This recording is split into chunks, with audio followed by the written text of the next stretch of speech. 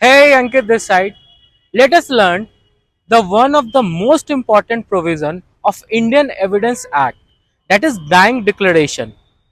Let us first understand what is dying declaration. A dying declaration is basically a statement made by a person while they are dying, explaining the reason for their death. What basically a dying declaration is? It is a declaration that reveals the reason of the death of the person who is dying.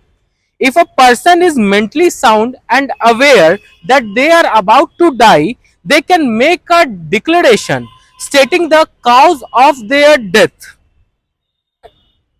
Dying declaration is given under section 32 1 of Indian Evidence Act 1872. The basic elements of dying declaration is first a statement made by a person. The person who is dying made a statement. Second, it reveals the cause of the death. Third, the cause of the death that is revealing is the person's death who is making the statement.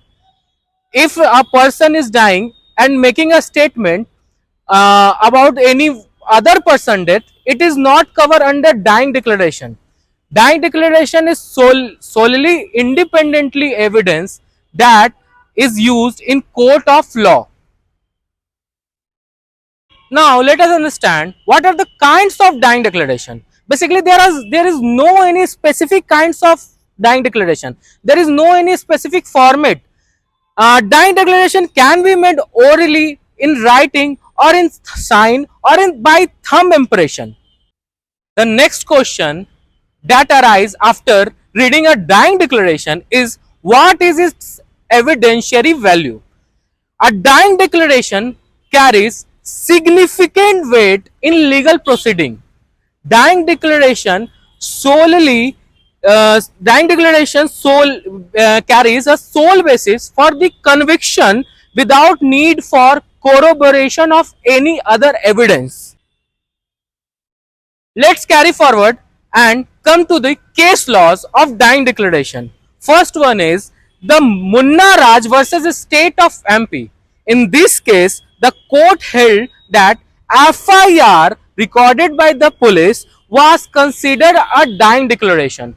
However, in the case of State of Kicker versus State of Punjab versus Kicker Singh, it was held that FIR could not be treated as a dying declaration when the victim remained in hospital for 8 days. When dying declaration is not admissible, the another question arises when we study dying declaration is when it is not admissible. Basically, it is not as admissible when deceased made a statement before their death about something other than death.